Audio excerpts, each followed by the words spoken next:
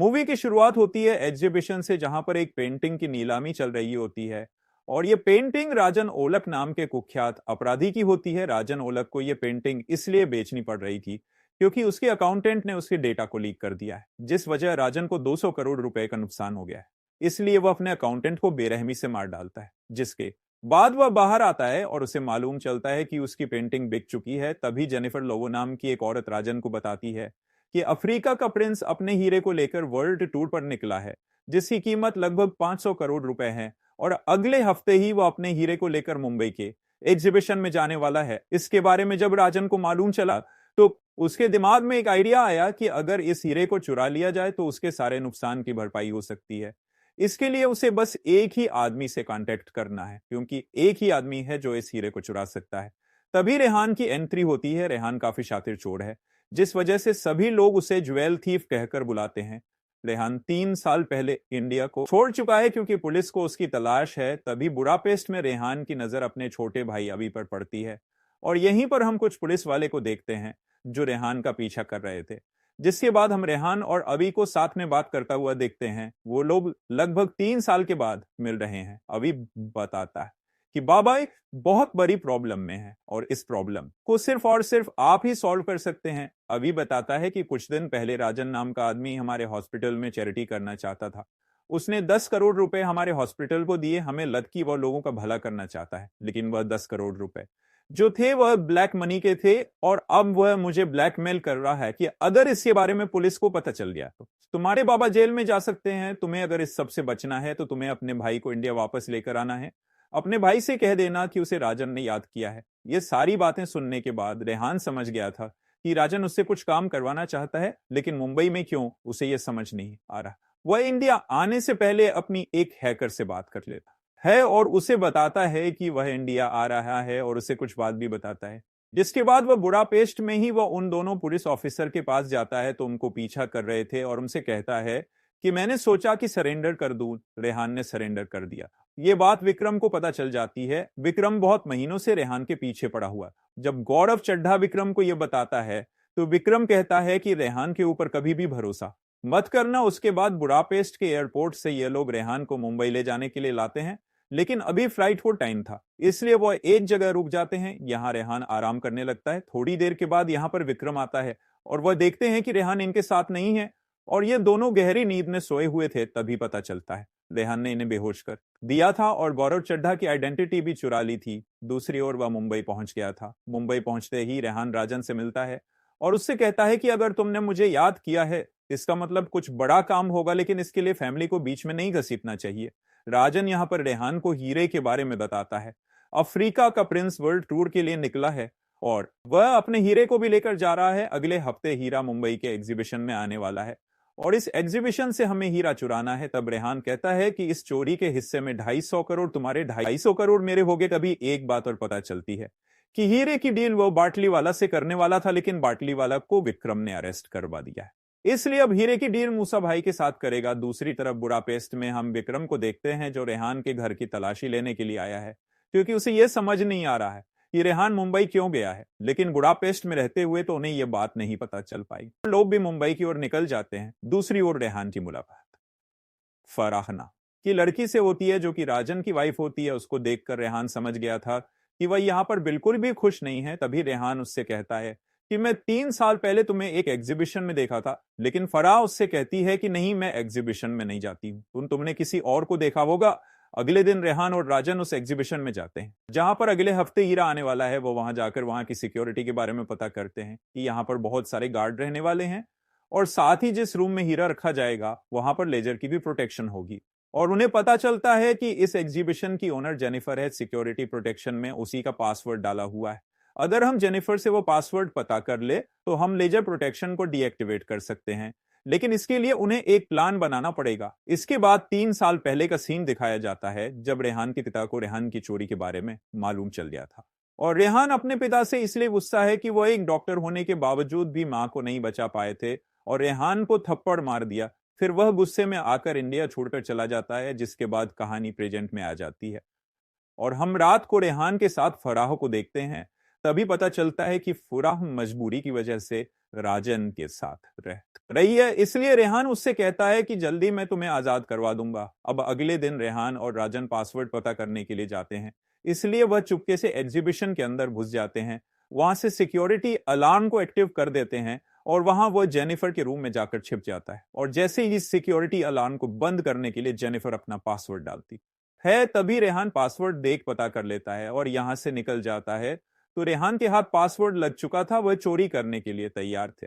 इसलिए राजन भी मूसा भाई के पास कॉल कर देता है और उसे हीरे के बारे में बता देता है। लेकिन मूसा भाई से राजन के संबंध पिछले कुछ सालों से अच्छे नहीं थे, इसलिए मूसा भाई राजन को पहले ही चेतावनी देते हैं कि कोई भी गड़बड़ी नहीं होनी चाहिए, क्योंकि गड़बड़ी के बदले जान ले ली जाएगी। वही दूसरी ओर फराह और रेहान एक दूसरे को पसंद करने लगते हैं और उसे बताता है कि वह हीरा भी अपने ही पास लेकर आएगा। उन दोनों की बातों से पता चलता है कि फराह भी राजन के साथ नहीं बल्कि रेहान के साथ रहना चाहती है। इसके बाद रेहान अपनी हैकर दोस्त के पास जाता है और उसको अपनी प्लानिंग के बारे में सब कुछ बता देता है। लेकिन जब वह लोग बात कर रहे होते हैं कि तभी इन सब के बारे में विक्रम को पता चल जाता है कि रेहान इस अपार्टमेंट में आया है।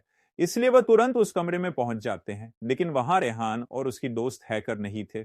लेकिन उन्हें यहां पर पासवर्ड के बारे में मालूम चल जाता है और यह पासवर्ड जेनिफर का है, यह भी विक्रम को पता चल जाता है। फिर विक्रम अगले दिन जेनिफर के पास जाता है और उसे पासवर्ड बताता है और कहता है कि तुम्हारे एग्जीबिशन में चोरी होने वाली है। यह सुनकर जेनिफर हैरान रह जाती है और वह विक्रम से कहती है कि हम इस पासवर्ड को चेंज करने वाले थे। लेकिन विक्रम चेंज करने के लिए मना कर देता है, क्योंकि वहां चाहता है कि रेहान यहां पर चोरी करने आए और वह उसे उसी समय पकड़े। अगले दिन रेहान एग्जीबिशन में चोरी करने जाने वाला होता है, लेकिन वह राजन से कहता है कि वह अकेला ही वहां जाना चाहता है, जिसके लिए राजन तैयार हो जाता है। फिर प्लानिंग में चेंज कर देता है। वह वैसे तो फ्रंट डोर से ही अंदर जाने वाले थे, लेकिन अब टनल के द्वारा ही उस एग्जीबिशन में जाएगा। सब कुछ प्लानिंग के हिसाब से था। प्लान के मुताबिक रेहान उस एग्जीबिशन के अंदर घुस जाता है। तभी विक्रम और उसके साथ पुलिस वाले गार्ड को भी रेहान का इंतजार कर रहे थे। जैसे ही वह एग्जीबिशन के अंदर आए, हम उसे अरेस्ट कर लेंगे। लेकिन एग्जीबिशन के अंदर पहुंचते ही रेहान को मालूम चल गया था कि यहां पर गड़बड़ है और तभी विक्रम रेहान पर गन तान देता है। लेकिन रेहान पहले से ही रेडी था, इसलिए वह विक्रम से फाइट करता है और भागने में सफल हो जाता है। लेकिन वह हीरा को चुरा नहीं पाता है, इसलिए राजन यहां पर रेहान को बुरी तरह से मारता है, क्योंकि उसकी डील मूसा भाई से थी। मूसा भाई बहुत ही खतरनाक है और पहले से उसके संबंध उनसे अच्छे नहीं है, जिस वजह से वो क्या करेगा इसी बारे में राजन सोच रहा था। तब रेहान राजन से कहता है कि अभी भी कुछ बिगड़ा नहीं है, मैं उस हीरे को अभी भी चुरा सकता हूं, उसे एक मौका चाहिए। जिससे राजन उसको मौका दे देता है। एग्जीबिशन में चोरी की बात बाहर आ जाती है, जो कि अफ्रीका के किंग को भी पता चल जाती है। इसलिए अब वो अपने प्राइवेट जेट से यहां से हीरा लंदन लेकर जाएगा और उसे MI6 की सिक्योरिटी में लंदन के एग्जीबिशन में रख देगा। तभी रेहान उसे चुराएगा। तभी राजन मूसा भाई के पास कॉल करता है और उन्हें सारी बात बताता है, पर मूसा भाई गुस्सा हो चुके थे। इसलिए वह राजन के सामने एक डील रखते हैं। वह इस हीरे के पार्टनर बनना चाहते हैं, लेकिन सुना है कि इस हीरे के पहले से ही 2 पार्टनर हैं। तभी राजन कहता है कि काम खत्म होने के बाद रेहान को मार देगा। दूसरी ओर इस चोरी से पहले रेहान अपने पिताजी से मिलने के लिए जाता है। वो कहता है कि इन 3 सालों में उसने उन्हें बहुत याद किया है और अपनी मां को भी। रेहान के पिता ने भी रेहान को हमेशा याद किया है। जिसके बाद अफ्रीका का राजा अपने प्राइवेट जेट से हीरे को वापस लंदन लेकर जाते हैं। लेकिन प्राइवेट जेट में गड़बड़ी हो जाती है। अब दूसरे नॉर्मल प्लेन से राजा जाता है और हीरे को प्लेन की सिक्योरिटी में रख दिया जाता है और लंदन पहुंचते ही यह हीरा MI6 की सिक्योरिटी में चला जाएगा। वहां से यह हीरा चुराना बहुत मुश्किल है, इसलिए रेहान ने प्लान बनाया है कि वह इस हीरे को सफर के बीच में ही चुराएगा। लेकिन इसके बारे में विक्रम को भी मालूम चल जाता है। वह अपने एक दोस्त से मदद लेता है और वह भी प्राइवेट जेट से लंदन की तरफ जाने लगता है। तभी फराह एयर होस्टेस बनकर राजा साहब के पास जाती है। वह उन्हें कुछ देती है और उन्हें बेहोश कर देती है। इसी तरह से वहां के सारे सिक्योरिटी गार्ड को भी वह इसी तरह से बेहोश कर देती है। लेकिन तभी हमें मालूम चलता है कि राजा जी की तबीयत बिगड़ने लगती है, क्योंकि फराह ने उन्हें ऐसी दवा दे दी थी जिस वजह से राजा जी को पसीने आने लगते हैं और उन्हें अचानक से बेचैनी होने लगती है, जिस वजह से डॉक्टर को यहां पर बुलाया जाता है और डॉक्टर के भेस में रेहान होता है। रेहान जब किंग को पसीने से तर देखता है तो वह एयर होस्टेस और प्लेन के कप्तान से कहता है, हमें इमरजेंसी लैंडिंग करनी होगी और पास ही में इस्तांबुल पड़ेगा, वहीं हमें लैंड करना पड़ेगा, वरना किंग मर जाएगा। कैप्टन मनीष ये करना नहीं चाहता था, लेकिन कैप्टन मनीष की पूरी फैमिली को होस्टेस बनाकर रखा हुआ है। रेहान ने उन्हें पहले ही होस्टेस बना दिया था। तो जैसा कि रेहान ने कहा है कि यह फ्लाइट इस्तांबुल में लैंड होगी, तो कप्तान के पास कोई और रास्ता नहीं था। इसलिए वह लोग इस्तांबुल की तरफ जाने लगते हैं। रेहान प्लेन की सिक्योरिटी से उस हीरे को चुराने की तैयारी शुरू कर देता है। यहाँ पर राजन भी आ चुका होता है। तभी यहाँ पर किंग का पर्सनल बॉडीगार्ड आ जाता है। वह राजन और रेहान से फाइट करता है, लेकिन दोनों मिलकर बॉडीगार्ड को कूट देते हैं। बाद में उसके बाद रेहान वहां से हीरा निकाल लेता है और इस फ्लाइट को इस्तांबुल के सेंट्रल पार्ट में लैंड कर दिया जाता है, जो कि मूसा की जगह है।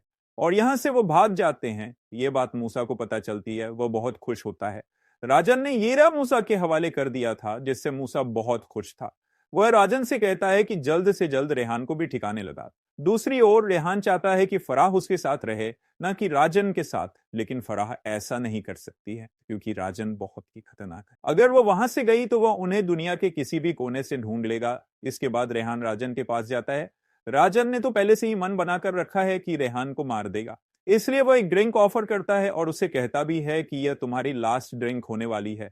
लेकिन रेहान उससे कहता है कि क्या पता यह तुम्हारी लास्ट ड्रिंक हो। तभी रेहान उसे बताता है कि मूसा भाई को जो हीरा तुमने दिया है वो नकली हीरा है। रेहान उसे शुरुआत से बताता है कि बोतली वाला को जिस आदमी ने अरेस्ट करवाया है वह मैं ही था, और मुंबई के एग्जीबिशन से उसने जानबूझकर इस चोरी को नहीं की, क्योंकि वह इस चोरी को इस्तांबुल में करना चाहता था। जब प्लेन आसमान में था तभी रेहान ने असली हीरे से नकली हीरे को बदल दिया था। यह सुनकर राजन पूरी तरह से पागल हो जाता है। इसलिए वह रेहान को मारने की कोशिश करता है, लेकिन राजन बुरी तरह से कुट जाता है। फिर रेहान उसको बांध देता है और जाते समय रेहान यहाँ की एक गैस की नली को भी खोल जाता है। थोड़ी देर के बाद यहाँ पर मूसा भाई आ जाता है, जो कि राजन को मारने आया है, क्योंकि उसे मालूम चल गया है कि वह हीरा नकली था। तभी राजन सिगरेट जलाता है। तभी यहाँ पर एक जोरदार धमाका हो जाता है, क्योंकि रेहान ने यहाँ पर गैस की नली को खोल दी थी। फिर फराह और रेहान को साथ में देखते हैं। दोनों साथ में ही पूरी दुनिया घूमना चाहते हैं। और यहाँ फराह रेहान को अगले मिशन के बारे में भी बता देती है, और तभी पता चलता है कि विक्रम भी रेहान के साथ मिला हुआ था। इसी के साथ मूवी खत्म हो जाती है।